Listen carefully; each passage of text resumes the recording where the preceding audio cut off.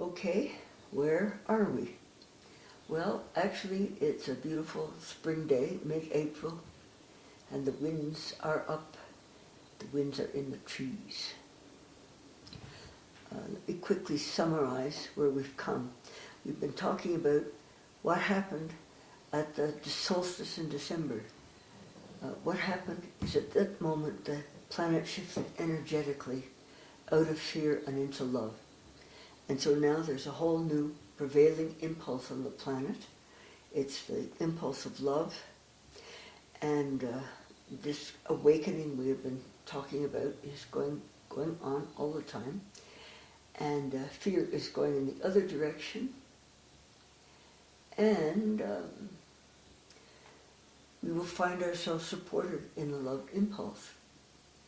Okay, that's what this New Age is all about. And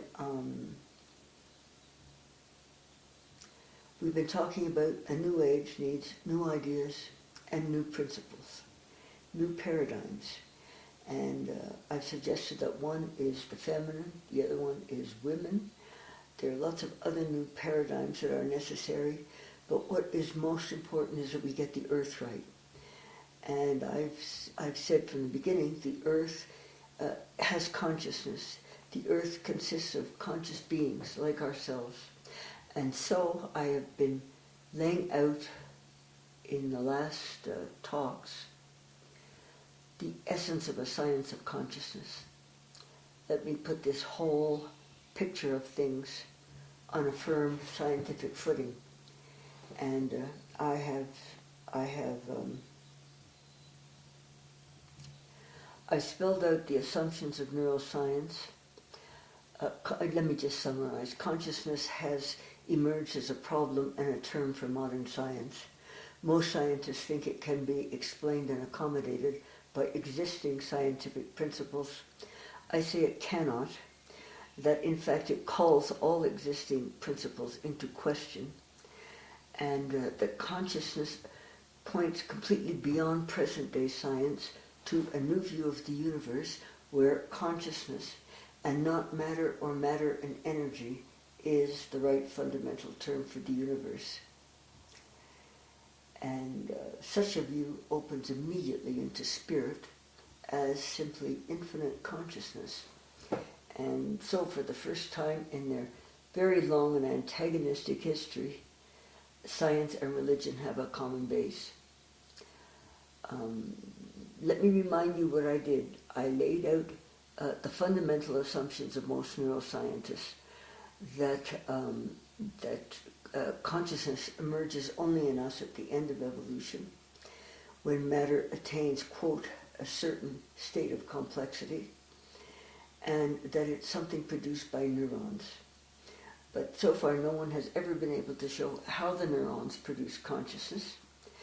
The Tucson Conference on Consciousness has been meeting for 20 years with no answers, really, bits and pieces, but no coherent picture of a science of consciousness. And so I say we're in the position of Copernicus. We've been trying to get rid of consciousness basically by reducing it to matter. This has not worked. Let's try things the other way around. Let's see if we can make consciousness our fundamental term and matter a derivative of consciousness.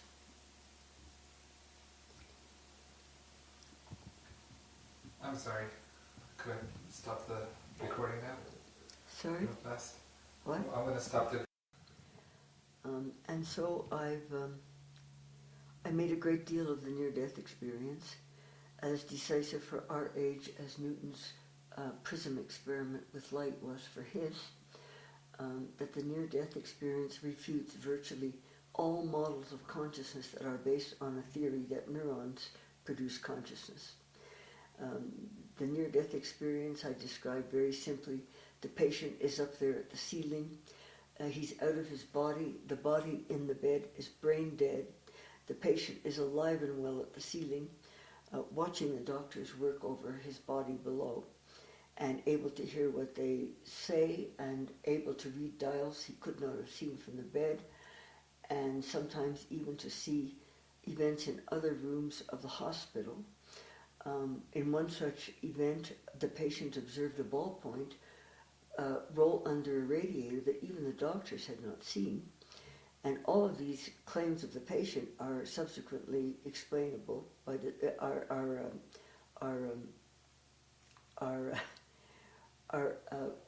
corroborated by the doctors. Evidence as good as it gets that the patient was out of his body. Now, there's a very wonderful book out about it that I recommend. Chris Carter, Science in the Near-Death Experience. Explained. It came out in 2010. Most scientists try to say that these things can be explained other ways, or just will not look at the experience at all. But let me just remind you of what's happening. The patient at the ceiling is able to think without a brain, see without eyes, hear without ears. He has his whole sense of himself is up there. It's not connected with the body. It's not connected with the neurons. And what this means is that consciousness is separable from the body, and all of our real powers, our sense of self, would seem to be in it. Okay. Now, what does this mean? First of all, there's not a single principle of science, past or present, that can explain it. Second of all, it puts an end to all forms of materialism, scientific or otherwise. It means that there are, at this point, at least two kinds of things in the universe, consciousness and matter, as Descartes maintained. Then every modern theory of consciousness that believes it is produced by neurons stands refuted. It isn't. It can't be. And finally, now what do I want to say here? Finally, it points away beyond matter altogether, and it really it points to a whole new theory of the self. Now, the self has been getting a bad rap these days, ever since Gilbert Ryle wrote a book called The Ghost and the Machine, making fun of the idea that that consciousness, that our sense of self is anything real, or that mind is anything real, it's just a ghost. But what's going on here is that maybe there's another way to think about the self, that it's the organizing principle of the body.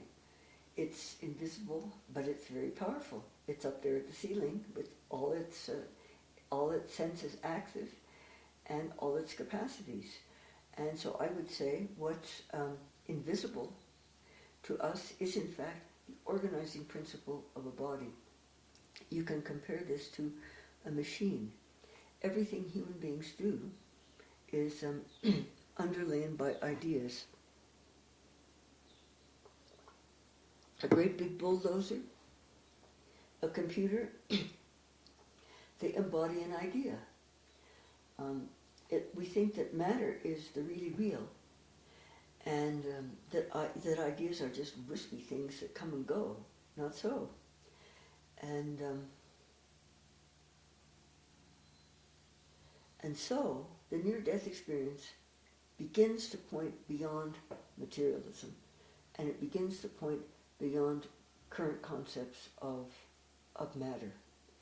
And it points beyond our notions that matter produces consciousness, and that matter, the hard stuff that we see all around us, is what's really real, and consciousness is a kind of ghost. Well, this view is starting to shift. And so I go on and I make a new Copernican revolution, proposing that, in fact, consciousness and not matter, or even matter and energy, is the fundamental term for the universe. It's there from the beginning, everything has it, and all of the true explanatory principles, the causalities of events, are in it. Okay, now, that's past tense. That's what I talked about last time. Where are we now? I have begun. Roger Penrose claims that the whole of physics, in fact, has missed it and has failed to find the road to reality. And so where do we go? Well, we go to consciousness. Now, where has modern science missed it? Where and why has physics missed it and failed to find the road to reality?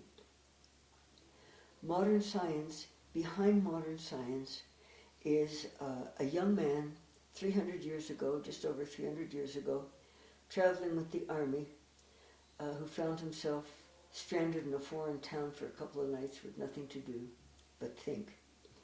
And so Descartes thought for a few nights very intensely about the relations of mind and matter, and in the meditations he published his dualism, that there are two kinds of basic substances in the universe, minds and bodies, or mind and matter. God had mind. Human beings were composites of mind and matter, and the earth and all of her bright array of beings were matter. And what was matter? Matter was simply the weighable, the extended in space and time, the measurable, utterly devoid of inner life, devoid of intelligence, thought, or feeling. Now, this classification of Descartes was a masterstroke for developing science, because it meant that scientists didn't have to worry about the inner life of things and what's going on in there. It's just things, weighable, measurable, no inner life, no consciousness, no mind, anything. Descartes' followers are said to have gone around kicking dogs just to hear them howl, reasoning that their cries were not due to any feelings of pain at all, but just the way the machinery was wired. And, we've been doing that to the earth and to nature ever since. And the fact is that the earth is not going to put up with this anymore, and she is not going to put up with us. Okay. Almost overnight, the earth lost her anima, her soul, and she who had once been worshipped as a goddess became a thing, commodities and resources, cleverly wired machines, automata, just things to be ripped off in order to make a fast buck. And this picture of Descartes is behind our whole attitude to the planet. It's deeply embedded in modern science.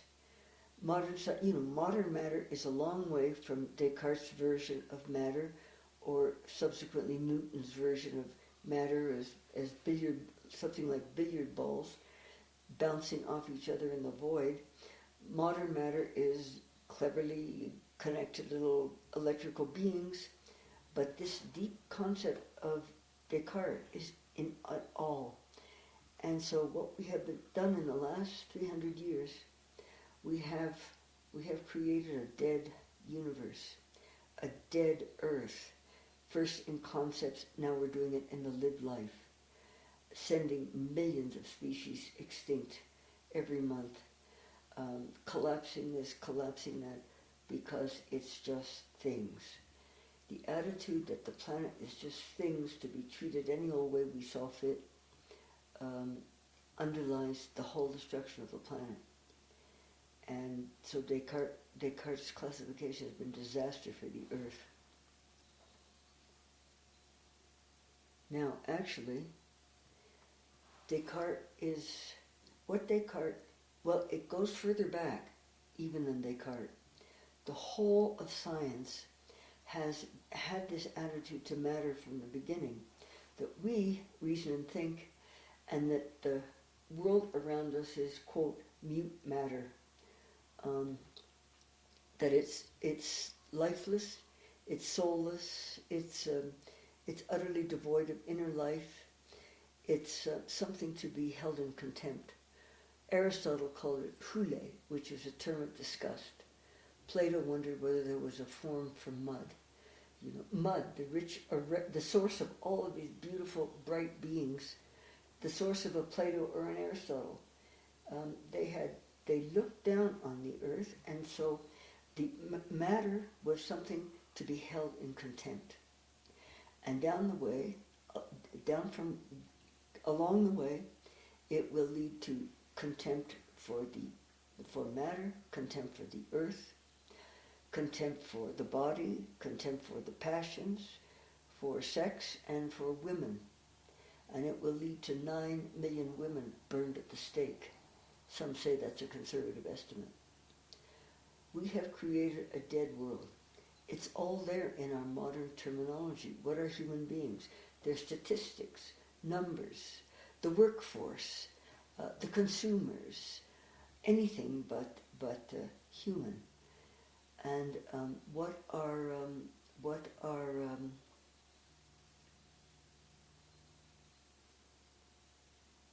and the most terrible. Our language is full of sterile, grey abstractions. And the most terrible of all of them, it's there every night, the dead world on TV and the nightly news. The most terrible term of all of our sterile abstractions is collateral damage. War is not about screaming mothers and dead babies. It's not about lovers torn from one another's arms. It's not about poor dazed men wandering through the ruins of their home and family destroyed by friendly fire.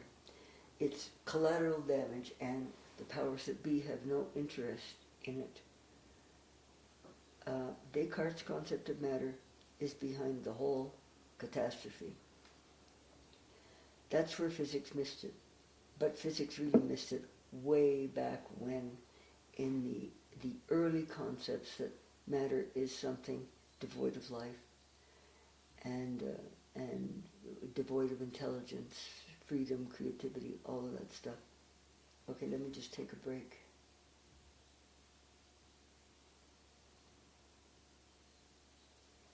Okay, so that's where physics missed it. Now, what Descartes did was, in fact, take our ordinary sense of reality, our kind of common sense view of things, that we human beings are minds in bodies perceiving things. That's our simple sense of I would call that's our Cartesian sense of reality. Minds in bodies perceiving things. What Descartes did was take our ordinary sense of things and make it into a universe principle. There are two kinds of things, the bodies that we observe and ourselves, the observer. Human beings have minds and bodies, they don't. Okay, Descartes in the meditation was a dualist. He kept mind and body and spent a long time trying to describe how they interacted. But Descartes' age was high on Cartesianism. It was high on this version of matter because it was so powerful. Because science finally could really start nailing the great questions down into the weighable, the measurable, and the extended in space and time. I told you that Descartes' followers went around kicking dogs. Okay, what Descartes did was reify that ordinary sense of things. Now, science proceeds. I have proposed in my New Copernican Revolution that in fact consciousness is in everything. And so where physics missed it with Descartes, and why did they miss it? Science proceeds on the basis of the negligible, of what can be left out. And what Descartes did was leave mind out of things, out of nature. But in fact, what he did was strip out of nature what is just most essential to it, its animating principle, which is consciousness. That's my proposal to you. That's what he did. He took out of nature, in fact, what's absolutely most essential about it. And he kind of rewarded our ordinary sense of things Well, if we can't see it, it's not there. We can see conscious in ourselves. We don't see it in trees. It's not there. And what I've done in my new Copernican revolution is restore consciousness to the earth. Descartes' classification was fine for a long time. It worked. It got science off the ground and all the great discoveries. But now we are in deep trouble with the planet, and it's just coming to light, and it has to do with consciousness. It has to do with the fact that we have denied the truth, the real truth of living beings, and we have murdered them. We don't call it that way. We call it harvesting the rainforest, or culling herds. We're murdering living beings, spiritual beings like ourselves. And so that's where physics missed it. It missed it with Descartes, and that's why physics missed it. It's because Descartes took out of nature exactly what was most important about nature, and it's time that we restored it.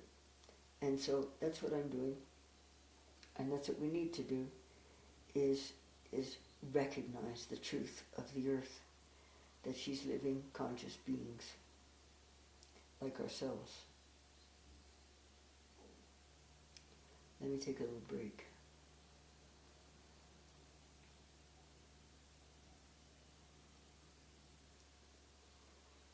Okay, let me return.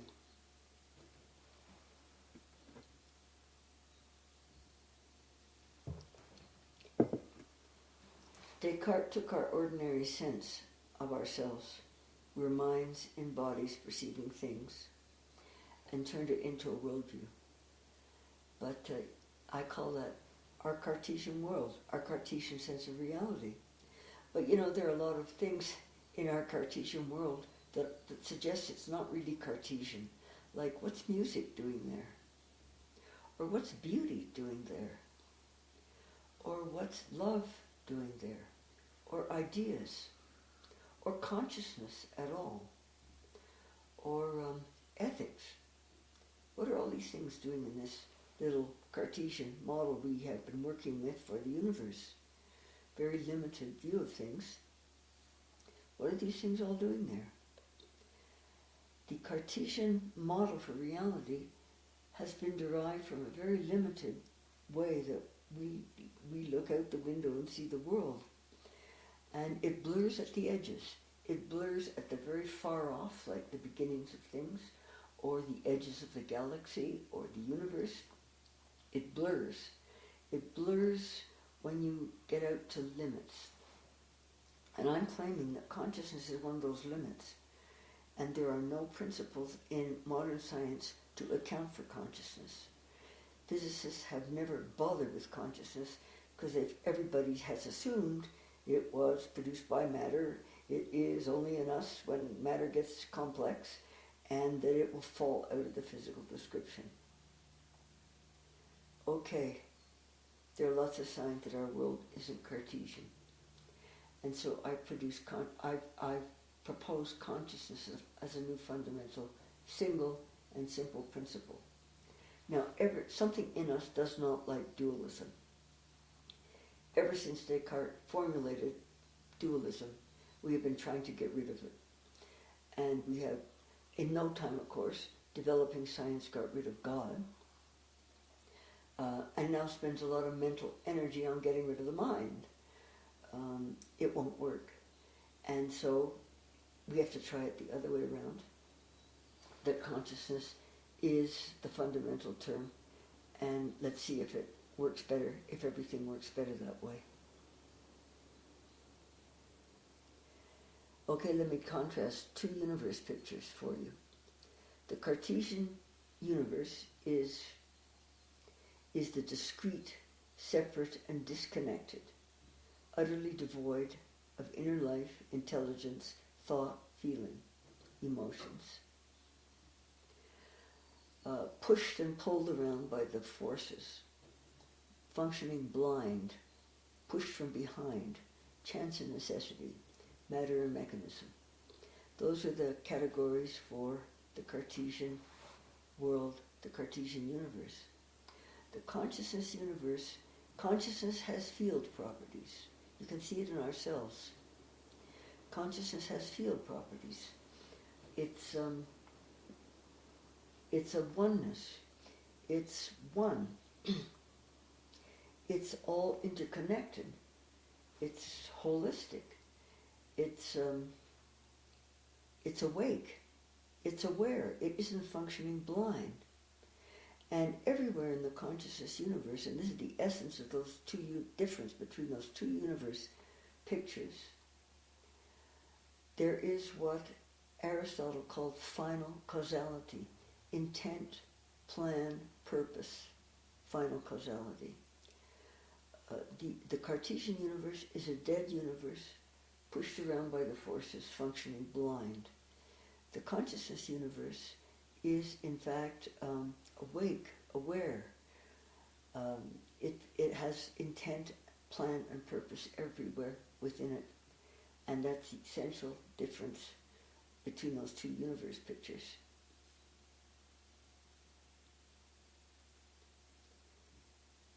Okay, so, when William Harvey first saw a beating heart, he discovered the circulation of the blood. When he first saw a beating heart, I'm having trouble with this because everything in me wants to go out and be with the day and the winds of the trees. But when Harvey first looked at a beating heart, he had no idea what he was looking at. I'm telling you, that's where we are with the universe.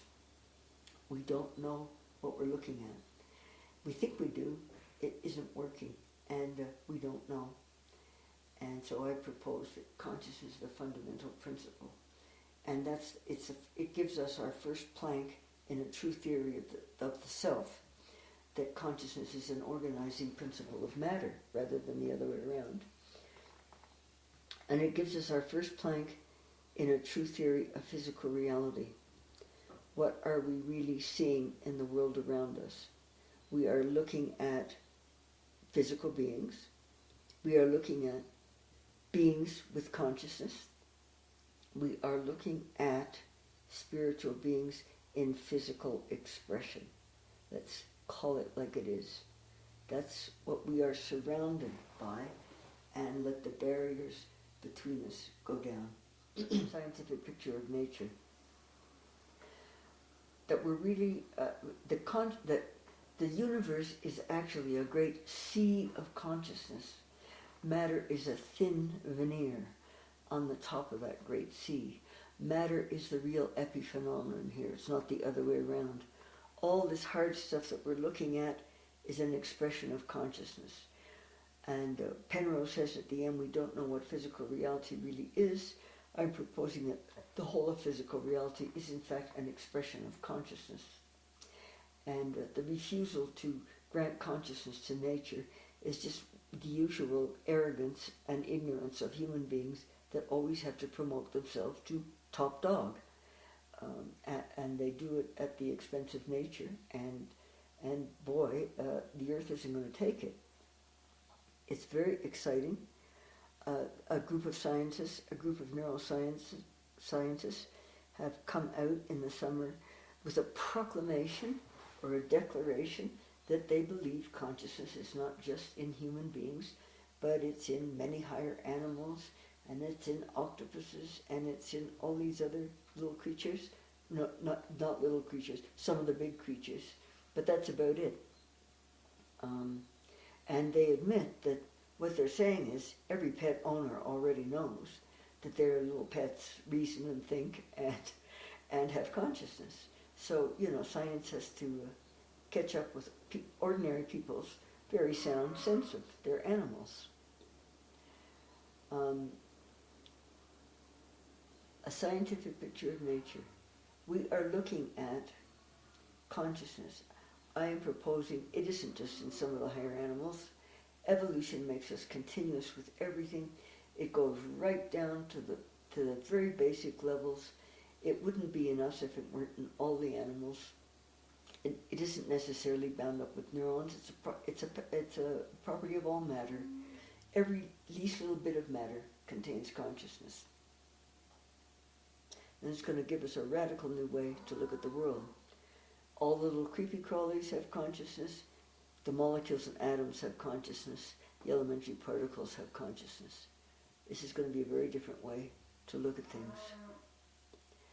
What we're really seeing in nature is consciousness nesting, systems of interacting consciousness. Consciousness nesting in consciousness, nesting in consciousness. It's consciousness all the way down. It's subjectivity all the way down. Consciousness has field properties, and it functions. It functions by plan, by intent, by purpose. It is awake, and we live in interacting a continuum of all forms of consciousness, of which our own is one, in deep interaction. This is not all about the discrete, the separate, and disconnected. It's about total connectedness, right at the foundation of the universe. And it's not about then the discrete, separate, disconnected, solving the two-body problem. Then how do we solve the three-body problem? And then it's all getting quite ridiculous at this point. It's time to scrap these endless epicycles that modern science is floundering in, and return to actually what our common sense really knows. I'm only spelling out what we all really know and aren't admitting. And we have to admit it at this point, or we're not going to have a future for life on Earth.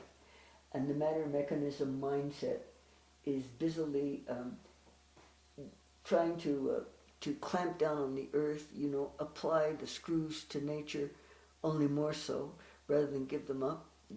Grants and reputations ride on defending completely indefensible old theories of matter and of the Earth, because, of course, we all have a vested interest in the dead world. We make things out of it, lamps, furniture, whatever. And we all have a vested interest in keeping the dead world dead. But, if we do that, human beings are not going to have much of a future here. And so there's a new way of thinking about the Earth. Well, if the neurons aren't producing consciousness, then what are the neurons up to? I would suggest they're somehow carrying consciousness. And neural networks accommodate the field properties of consciousness. And how does it all work? Well, actually, consciousness functions by a kind of alignment, mainly from the top down, but also to some degree from the bottom up. But it's not reducible to the purely physical and chemical forces. It's not reductive.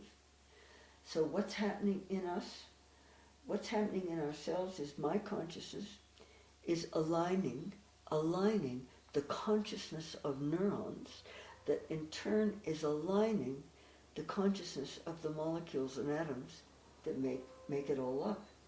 And that's how it's functioning. And my consciousness interacts with the consciousness of every cell in my body.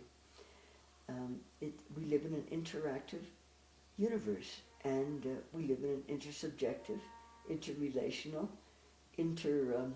interdependent, totally connected, and aware and awake universe. The animals are fully enlightened. So are the trees, so are the grasses. They've been here millions of years. They know what they're supposed to be doing, and they do it.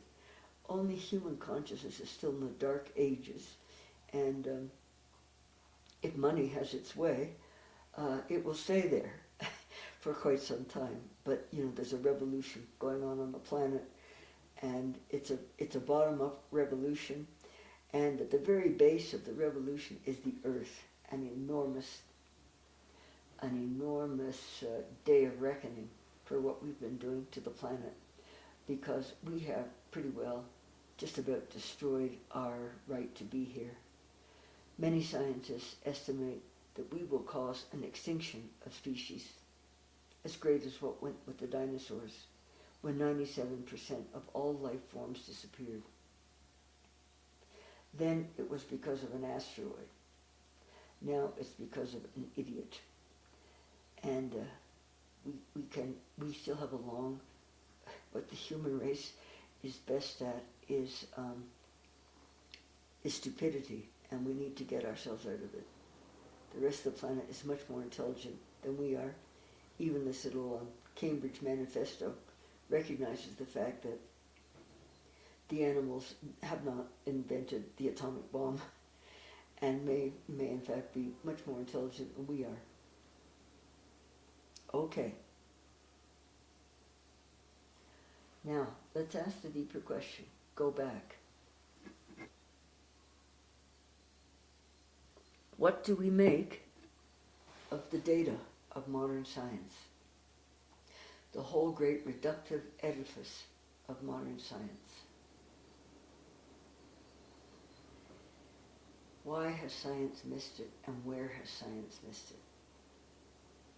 First of all,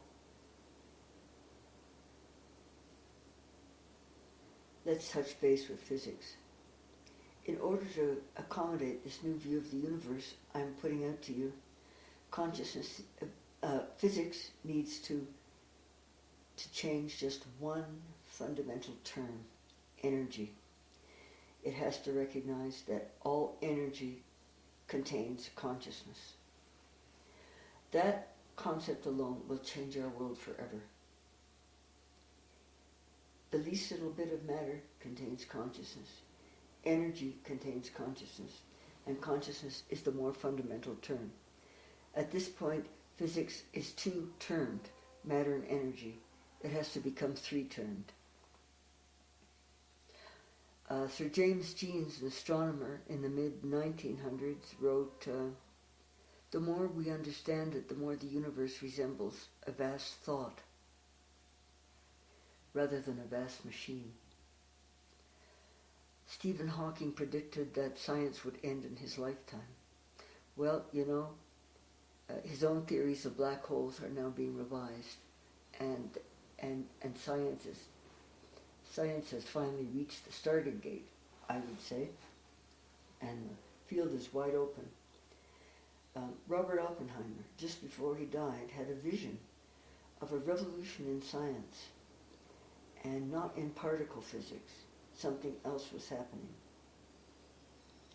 Okay, now comes Roger Penrose, and Roger says at the end of his book, physics has missed it. There must be something that we've overlooked. And I say, yes, Roger, we overlooked consciousness, our consciousness, and its significance for the whole universe. And Roger goes on to say, if physics is going to make advances in the 21st century, as it has in the 20th century, it's going to require powerful new concepts of a wholly different kind. Okay, Roger, here they are. Roger says, we have not found the road to reality. Where then lies the road to reality? It lies through consciousness. Why has science missed it? The whole edifice of science is based on physical causality, cause and effect. We see one thing, it hits another thing. And it's also based on this concept of matter as something dead. Actually, what we have done, matter is actually an expression of something that's more real, consciousness. Matter is an appearance of something more real, the inner life, the inner being, like ourselves, consciousness. Matter is an appearance. We are looking in material beings around us, we are looking at a material expression of an invisible inner. And the real power is in the invisible inner. It isn't in the hard stuff that we all think is what's really real, and in fact all there is. What we have done from the very beginning is take the appearance to be the reality. The whole of science is based on taking the appearance to be the real. This is the source of every problem I think human beings have. It's a great illusion, and it's a source of every other illusion that we can think of. We have taken the appearance to be the real.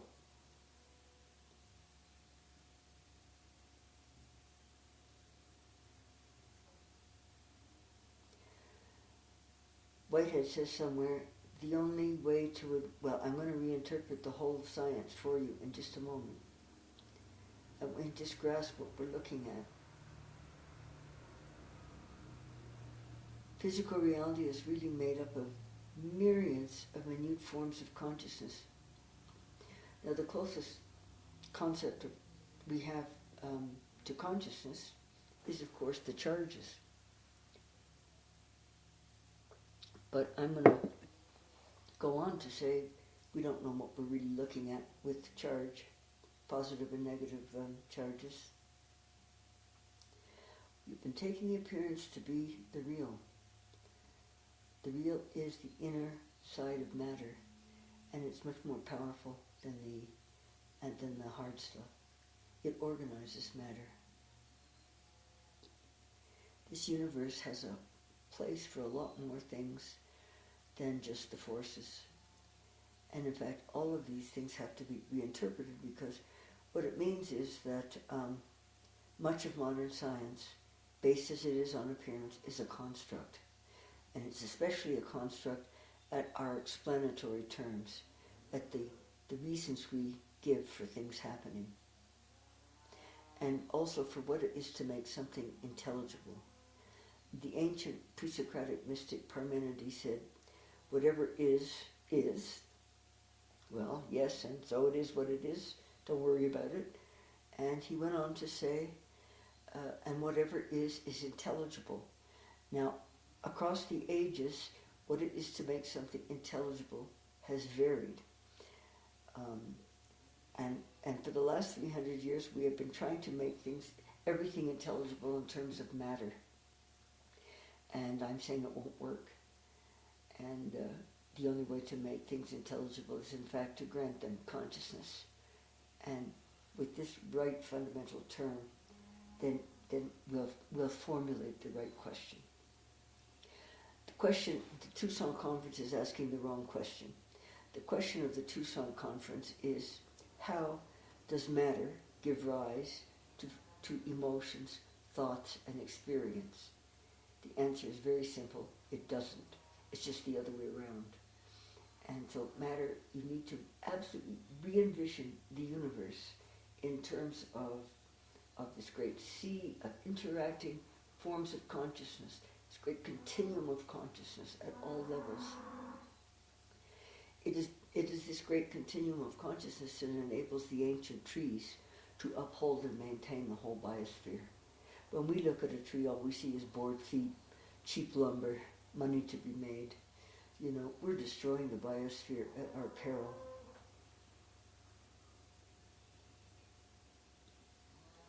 This contempt for the earth pervades all of the great thinkers. One of the Richard Hofstadter at the one of the Tucson conferences. Well, he says the animals they don't communicate. They can't communicate. They don't have language. Well, come on. The animals have had their act together here for millions of years. They communicate telepathically much more rapidly and accurately than any form of human communication. And then he went on to say, and the planet consists of the great-souled creatures like ourselves and the small-souled creatures, and much love, much laughter from the audience. And the great-souled creatures step on the small-souled creatures.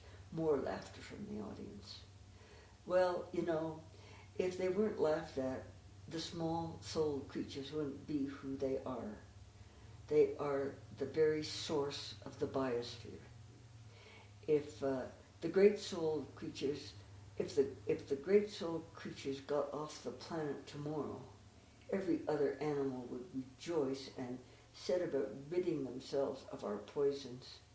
If the small-souled creatures left the planet tomorrow, the whole biosphere would collapse. That's who matters. Now, this fundamental Copernican revolution I'm making is going to require a revolution in just about every department of thought. So that's why science missed it, taking the appearance to be the real. It's a source of every illusion, and it's a source of totally false ways of thinking about ourselves. And it's just not, it's not true. So I am proposing the consciousness universe, or sometimes I call it the consciousness paradigm, and I predict it has staggering implications for every discipline, for every theory, for the whole of the great philosophers of the past, and for how we think about ourselves and the planet. And you have to wait while I just take in the magnificence of this day. I predict that every single human problem will go down like a line of dominoes before this new term, consciousness. And so we come out of a Piscean age of many dualisms, mind and matter, man and woman, soul and body, mind of course being the more exalted term, along with man, along with the soul. We come out of an age of dualisms. I am proposing a single principle, consciousness. There are little dualisms of standpoint, like what's going on in the neurons. Well, if we look at it from the outside, we see molecular events. But from the inside, we see ideas. There are little dualisms that are all over the place, but it's not what Descartes maintained as the major dualism. You know, it's not there in the foundation of the universe.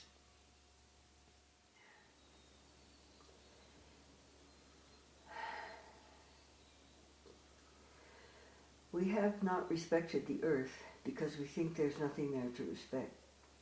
We have not heard the voices of the animals, of the birds, of the winds, the trees. We have not heard any voices because we don't think there are any voices to hear. And if there are voices, they have nothing to say. Only human beings have things to say. Our whole economy is founded on a dead earth, a dead world. What's really collapsing in the financial systems and the economic systems, what's really collapsing is the whole set of ideas that has kept these systems in place, that they do not respect the planet. And the system is going to go. It has to go because it does not honor the individual. It does not work. It is corrupt. It does not respect the earth, and it does not respect life. And anything that does not respect life or the earth has to go. So don't be upset when it does. We have to rebuild on the truth of the earth. And the truth of the earth is the animals. The animals are like us. So are the trees. So are the grasses.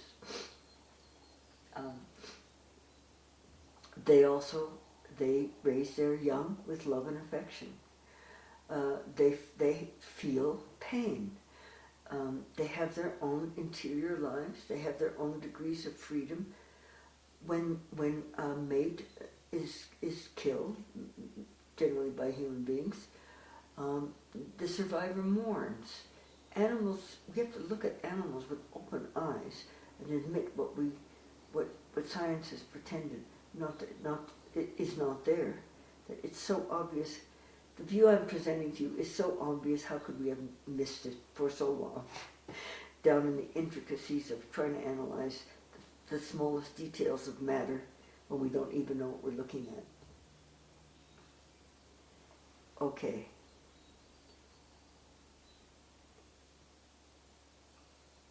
We've always had the attitude toward the planet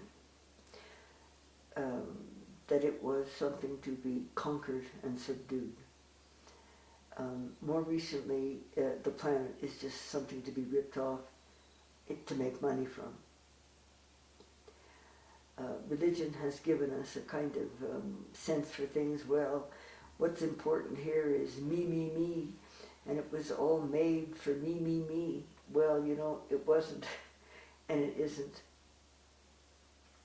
We are surrounded by living, sensitive, spiritual, conscious beings, more so than ourselves at this point, because human consciousness is so darkened with its endless forms of arrogance and ignorance, its endless self-flattery, its endless promoting itself to the highest place.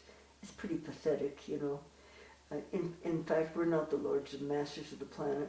We're the most vulnerable and dependent animal of all. We're right at the top of all the food chains, and everything we eat is poisoning us.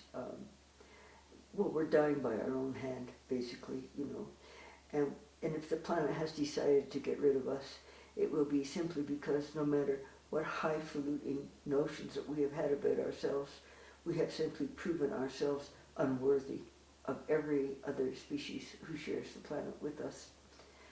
There's great truth to the claim that man is a great ape gone mad with pride over its so-called mind.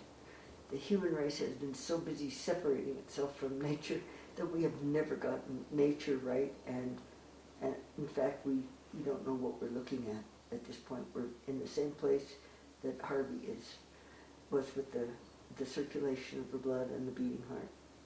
I'm trying to tell you, in the world around us, what are we really seeing? It's not what we think we're seeing. Something completely different. Okay. Where am I going to take you now? I'm going to reinterpret science. If I'm going to get this new principle consciousness, first of all, physics has to change its concept of energy to consciousness. Recognition that all energy contains consciousness. That is what makes energy intelligent, know what it's doing, and many other things. Okay, so let's see now how we see the data of modern science. First of all, technology. I'm claiming really that what we have at present in science is a gigantic description, but it's not an explanation, even although there are explanatory terms like the forces. These are constructs. These are constructs. We have a gigantic description, and it's a formal description, and in fact, it's not a complete description at this point. It's a very partial one. It's all in terms of matter. And I'm going to say that all the fundamental laws of the universe are laws of consciousness. The fundamental properties of the universe are the properties of consciousness, and that those are the right axiom. The true fundamental axioms all have to do with A, the universe is essentially based in consciousness, and B, all the explanatory terms and the causalities belong to consciousness. This means a whole lot of science is a construct. Okay, well, if science is just a construct, how come technology works so well? First of all you need for technology is not an explanation. You need a map. You just have to be able to connect one thing with another. Whatever bogus reasons you give yourself for the connection, and most of them are bogus these days. And then the truth is it doesn't work. It only works because we have such a limited view of ourselves and things. We make cars and they pollute the planet, but they don't just pollute the planet. In fact, they're destroying the planet. And our nuclear technologies are destroying the planet. Look what happened in Japan. Our technology has its own ethic. If it can be done, do it. Well, this is part of the headless horseman, part of the mechanistic ways of thinking. Our technological trance, basically, we think the universe operates like our technology. Well, it doesn't, and it's a very limited view of things, and we're in trouble with our technology, and we have to stand back and reevaluate. The more people move into the fear impulse in this whole matter mechanism separated sense of things, goes with the fear impulse. The more people move into the fear, the faster they go. And at this point, you have to say, wait a minute, slow down, connect with the earth, which is love, and you can keep your earth connection and you'll stay in the love impulse. And then we need to rethink ourselves. If the economy, this is coming, we are slowing down. Our economy seems like a disaster. In fact, throwing people out of work is a way to get people thinking. We cannot go on like this. Now, the conquer and subdue attitude to the planet, it was all made for us. The planet is beautiful, living, conscious, spiritual beings. They need to be nurtured and cared for. Now that is the old male, masculine attitude to the planet, the new feminine, loving, caring, nurturing of living things that is coming in. And these old paradigms are, as it were, digging in their heels for a last-ditch stronghold. And when you want to know why your articles are being refused by journals and why people are, what is shaping people's articles these days, people's reasoning, check out their funding. It's a pretty pathetic world we inhabit. Okay, which compels people not to do serious science, but to busily tie their little egos up with the defense of false theories. Okay, that's technology. Okay, then what are the forces? The forces are the fundamental terms in which the universe functions blind, pushes and pulls. I would say the forces are shades and silhouettes of the real. They're actually expressions of consciousness. And so we're looking at something from the outside. We don't know what it is. And then the forces, they're pushes and pulls. Well, what pushes? What pulls? No one knows. Energy, the ability to do work. What does the work? No one knows. What is the work? People don't know. The concept of force is very much originated in human experience. I push, I pull.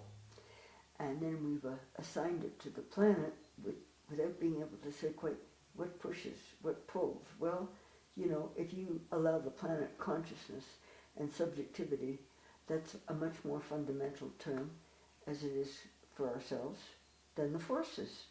And the forces are just, they're an appearance of consciousness. And that's what we're really looking at. We're looking at consciousness interacting with consciousness. Well then, what about unified field theory? Unified field theory began with Einstein. It's the attempt to find a grand, quote, theory of everything that reconciles the four forces, the electromagnetic, the gravitational, and the weak and the strong nuclear forces. What will the scientists have when they have their grand theory of their unified theory of everything? They will have a description. They will have a description of the flotsam and jetsam of the universe. They won't have anything real whatsoever. And the universe will have sneaked out the back way, not amenable to the gaze of inquisitive physicists.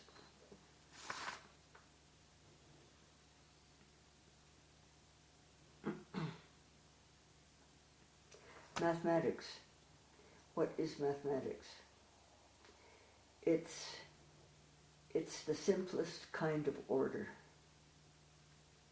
As a child crawls before it walks. And it's the simplest kind of order, and many other kinds of order follow from it.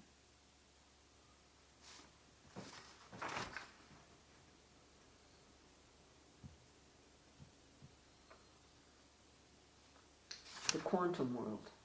Okay, here we go. Here's the fun. The quantum world, quantum physics, quantum mechanics.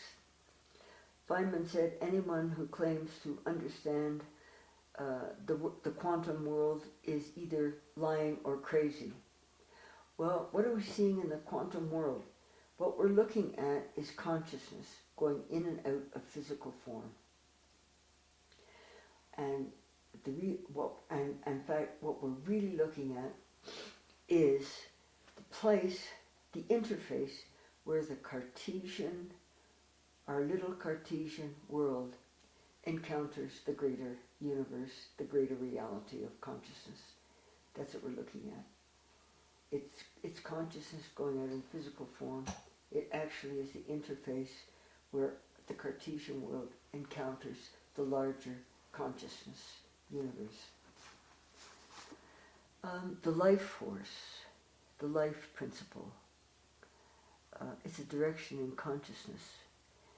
And what it means is that at the heart of being isn't suburbia and parking lots, which are the white man's version of paradise. At the heart of being is wildness, which is why why someone has said, in wilderness is the preservation of the world. It is. Okay, there's the quantum world. Now, the so-stable world of classical physics. Everybody's all upset about the quantum world because it's counterintuitive. Well, Whitehead described the stable world described by classical physics as physics is a description of the habits of matter, i.e., the laws of physics originate in freedom. It was matter busily getting its act together and figuring out how to organize itself that lie behind the laws of physics. Now, what you're seeing in the quantum world is something like selves. S-E-L-V-E-S. Self. Self. If physicists could get it into their heads that the foundation of the universe is more like selves than things, they would have much less trouble understanding it. The whole of physics has originated in the dead view of matter. And when you realize you're looking at something like a little self down there and not a thing, then actually the quantum world is much more intuitive. It's much more like our consciousness, which is mobile, active, interactive, than the rather dead world around us, the stable world of classical physics. And, that's the problem with the whole of science. You cannot get selves out of things. They have to be there from the beginning, and they are. And so I'll give you, another sense of what all this is about in a minute.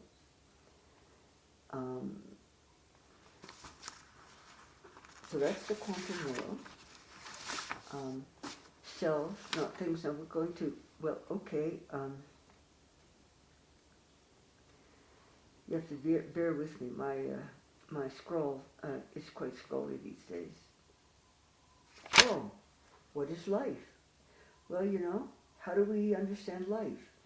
Well, first we kill it, then we dissect it, and then we reduce it down to physics and chemistry. What is life? It's generally said, well, it's a particular arrangement of carbohydrates, proteins, and fats. Well, in fact, it's what arranges the carbohydrates, proteins, and fats. The periodic table of the elements, it's like an alphabet. What arranges the alphabet, what puts the letters into words? Consciousness. Consciousness, the organizing principle of everything.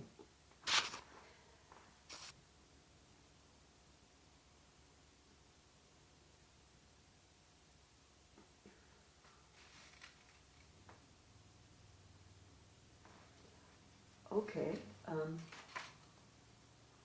mentioned before the dark energy of space.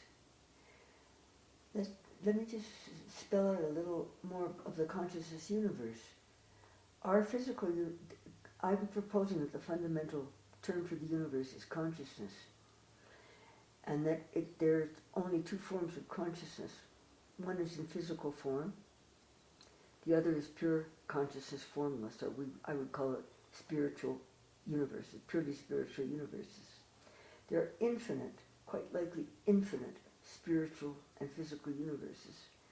And our living rooms contain infinite spiritual universes. 97% of, quote, our universe, the energy or the dark matter of the universe, 97% of that, nobody knows what it is. I just say it's all these other spiritual universes, dynamic universes full of energy, appearing in our living rooms, showing up basically in the interstices of our own physical universe. Now there's a concept for you. And in fact, at deep levels, you could probably get in touch with other universes.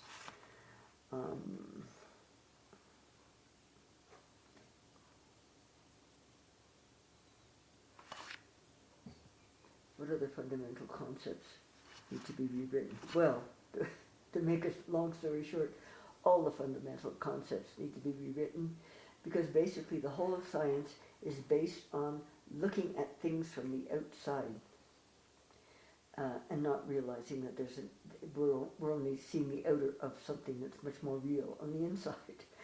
And so all of these concepts that are so staggering. Oh, I'll give you the best concept of all. The early formulators of the concept of the atoms and charge and all these things were Einstein and a lot of his pals in the early 1900s. Among them, Max Planck, and his term for ultimate,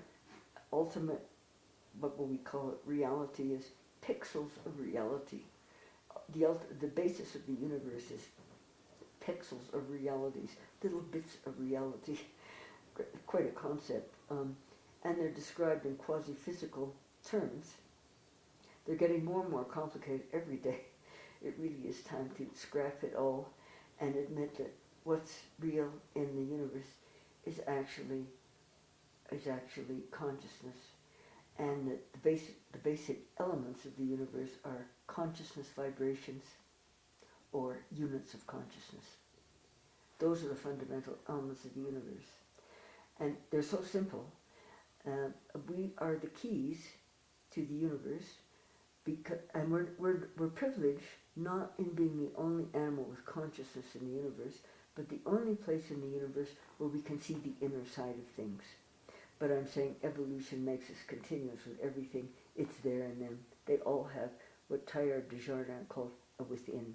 They have an inner life, and in fact, it's the real, and the outer is a derivative. And so pixels of reality, no, they're so complicated these days that no one knows what they're talking about. And, well, if my interpretation of science is right, they never knew what they were talking about. They had a description. Modern scientists think that when they're describing all these brain activities that they're explaining consciousness. But their minds are so full of these details of brain activity with the assumptions that they're producing consciousness, but they aren't. There's a description of one thing. How it relates to consciousness, nobody really knows. And in fact, since most scientists are scientists by day and mystic by night, they never notice that their descriptions aren't really catching what they're trying to catch. Now, a consciousness universe, string theory, a theory considered, quote, so lacking in fundamental evidence as to be not even wrong. It talks about vibrating bundles of energy. They're consciousness. Everywhere you have energy, you have consciousness. In physical universe, wherever you have matter, you have energy, and you have consciousness. The three things are together, but consciousness is the more fundamental term.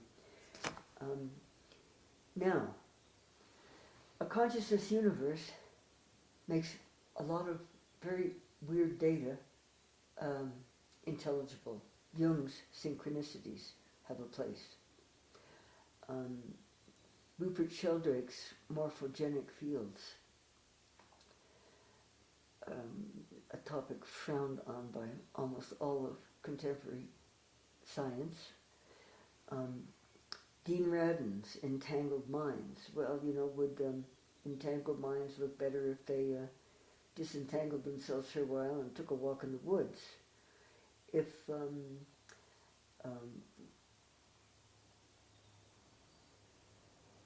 neuroplasticity, the main book in neuroplasticity is called The Brain That Changes Itself. Actually, it's the mind that changes the brain.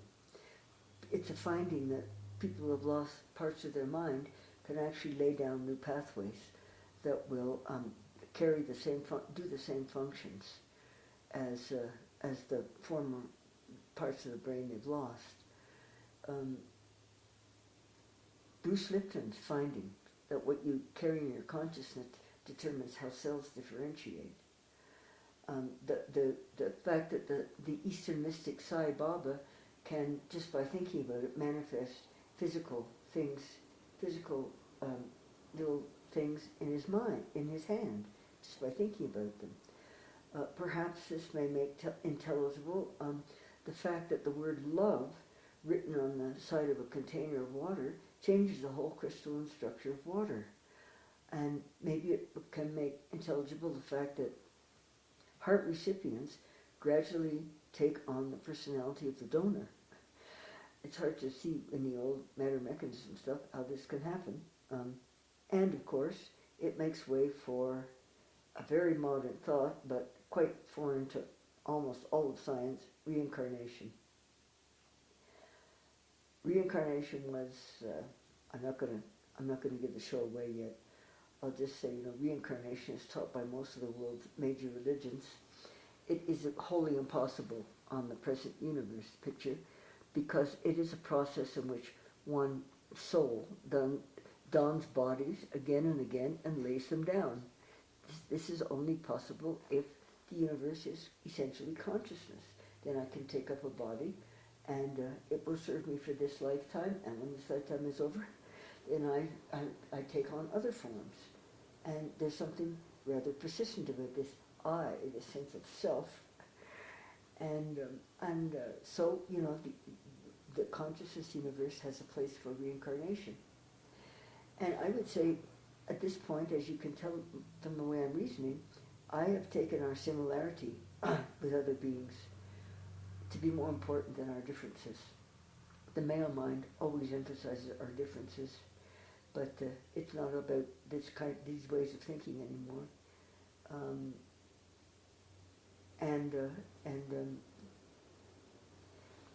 in fact, I've been saying we are part and parcel of the universe. Einstein thought we were schoolboys playing on a beach and could never know the universe.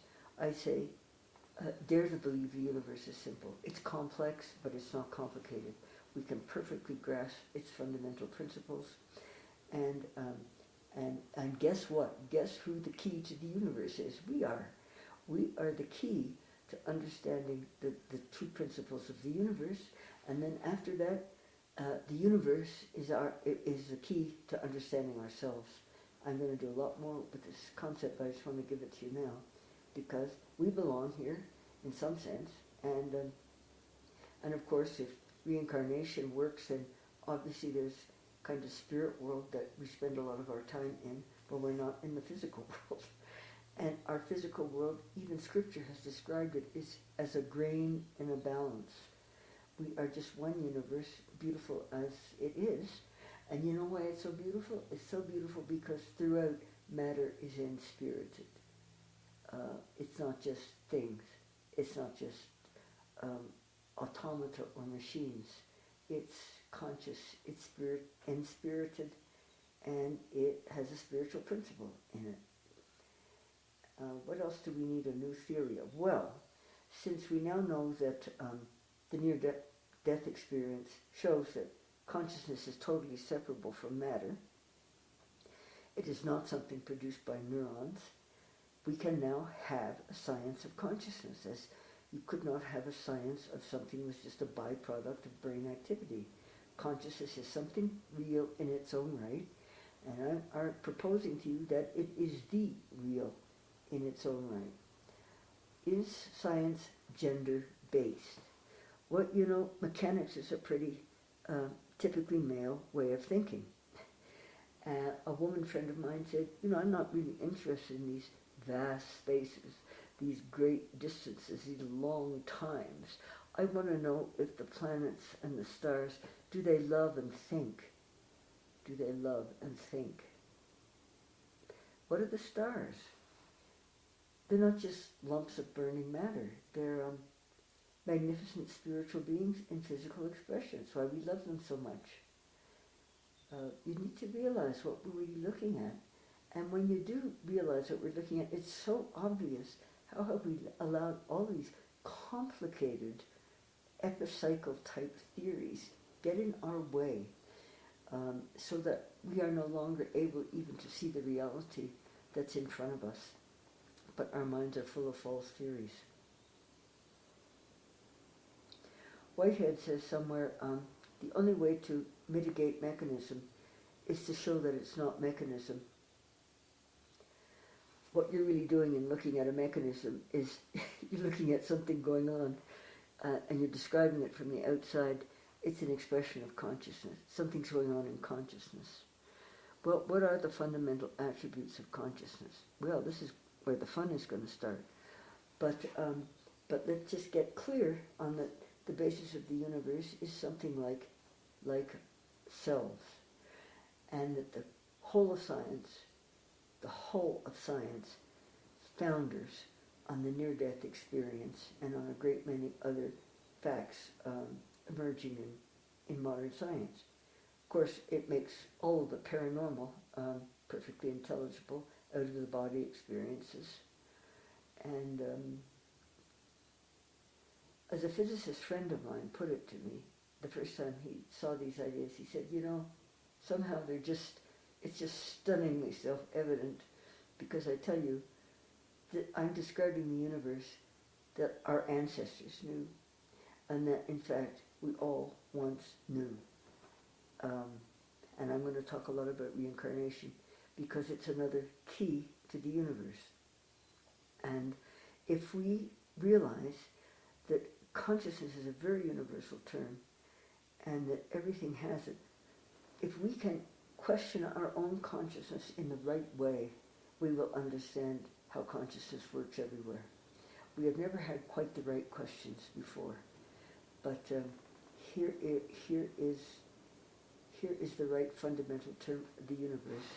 And now I'm proposing, with this fundamental term consciousness, we can reconcile and change every discipline and everything. Now, to reconcile everything in one word, that is true unified field theory. And it's what the human race and the human mind has always been after. And up until now, with the monumental discoveries of modern science and the failings of modern science, it's just what we're beginning to, what we're discovering. That all along we've had a false theory of matter, and it underlies absolutely everything that's wrong about human civilization, and everything that's illusory. When you wake up, you take a look at the obvious, and we're so good at deceiving ourselves that we fill our minds with so much junk and TV that we can't see what's going on out there. And so I'm saying the term consciousness is the single unifying term for every universe, for every structure, for every function. And so we have to start asking, well, just what is consciousness? What are the properties of consciousness? How does it all work? I've suggested a kind of alignment. Ever since Descartes formulated dualism, his age and everyone after have been absolutely high on his concept of matter. Descartes was a dualist in the Meditations. He was never a physical realist. Now, physical realism is the theory that somehow, whatever it means, physical reality is what's really real, and everything that comes from there. You know, if you don't know what physical reality really is, you can't base much in the way of other theories on it. And a great deal of modern philosophy is simply an apologist for physical realism. Well, you know, Roger Penrose has pulled the rug out from under it. Modern philosophy has to take as its firm footing and foundation one of its own, a concept, consciousness, and unpack it. Now, philosophers are very good at unpacking concepts. That's where they need to go. Religion needs to be totally rewritten because God is not up there. Spirit is everywhere.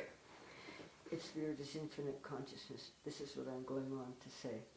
Okay, Descartes was a dualist. He was never a physical realist, although he is the father of physical realism.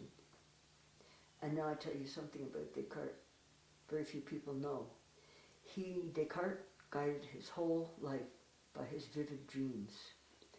And right toward the end of his life, he had this dream.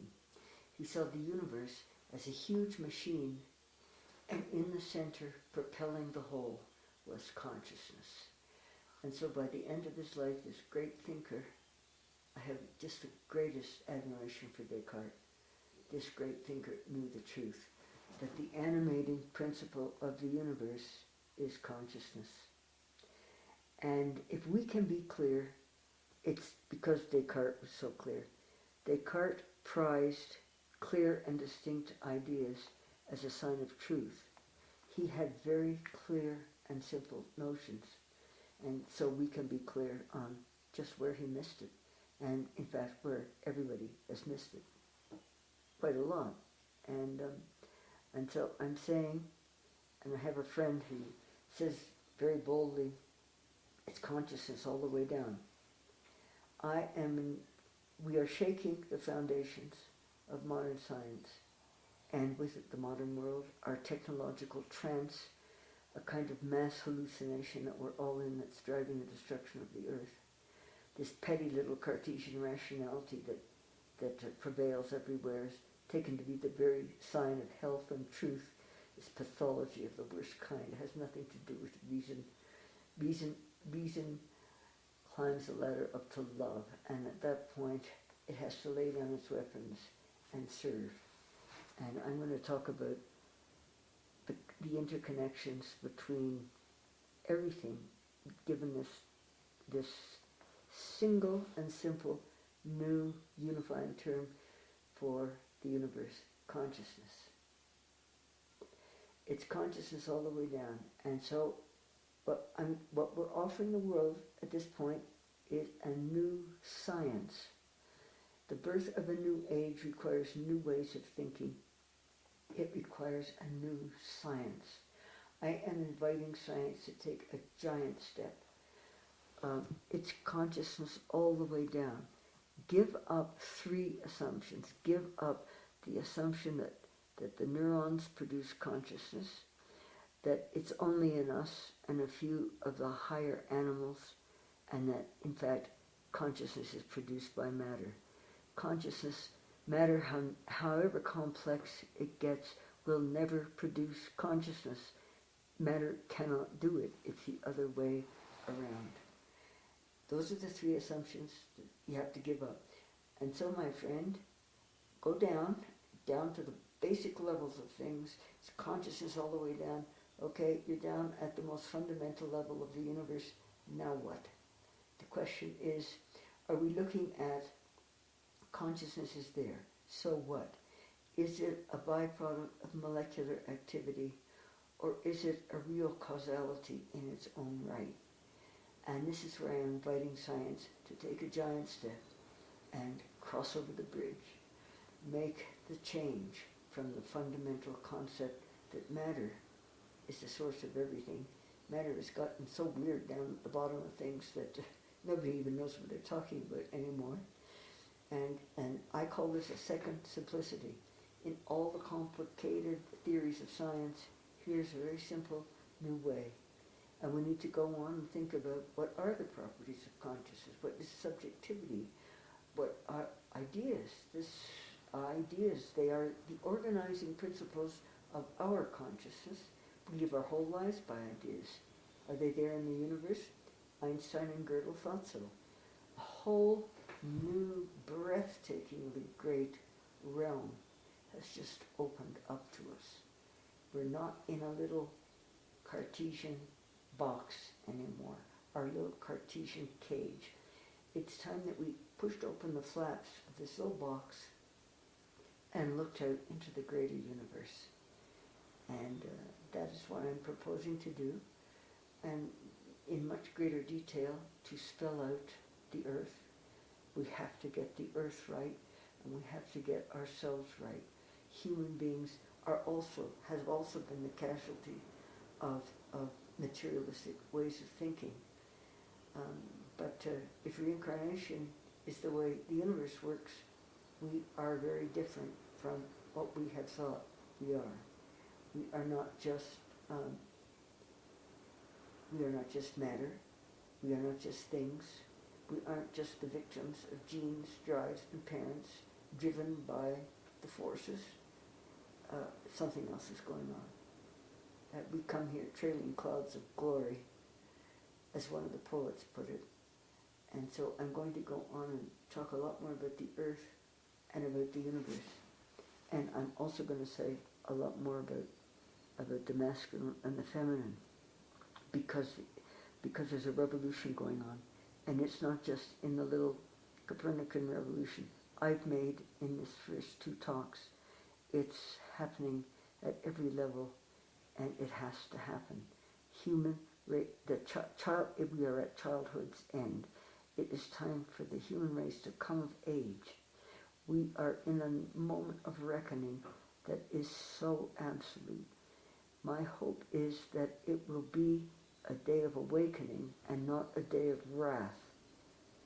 Every decision, every step that every one of us now takes is going to determine the shape of the future and whether human beings are going to survive here at all or in some highly degraded state, and it's also going to affect the fate of the earth.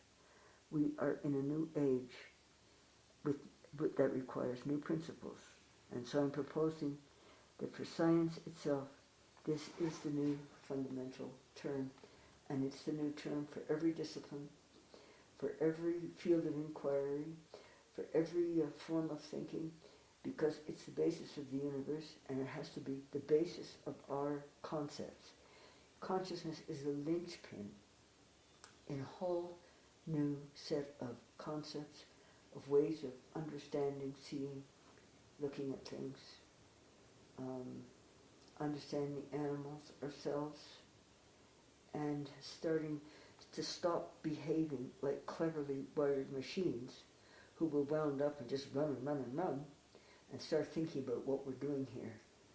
And we have to find unifying ideas.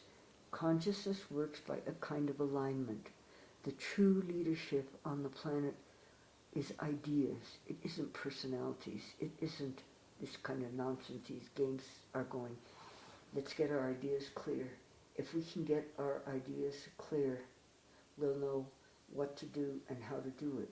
And I tell you, if we can bring love here finally, it's because, hey boys, the women are here.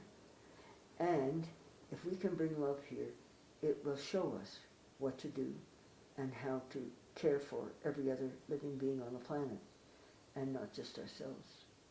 So I'm proposing a pretty radical thesis with implications for every discipline now. President Obama has just set aside an enormous fund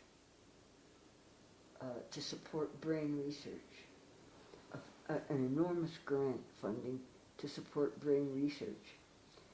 People are saying, oh, we will learn some staggering things. They don't know what it is yet they'll learn.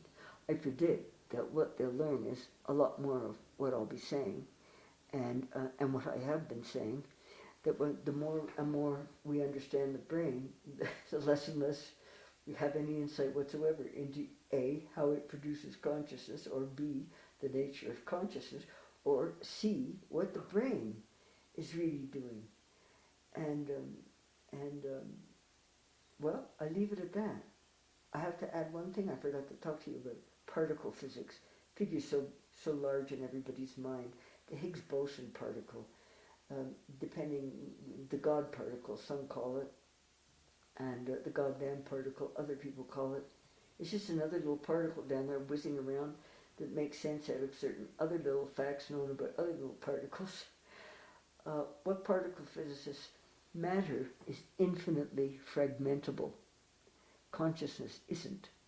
But matter, you can break it up, and you can sort of break it up forever into smaller and smaller and smaller bits. Sometime, it's going to dawn on particle physicists that they're actually creating particles, they're not discovering them. And they'll turn their attention to better things. And so I'm proposing that if science can take up this term consciousness and work with it, we will have a fabulous insight into just the universe, the earth, just about everything. If science cannot do this, then science will end up as the handmaid of technology and nothing more. And so we're at the watershed of history. And I'm inviting scientists to take a giant step and change your fundamental terms. And all of our insuperable problems, both in science and in the human world, will disappear.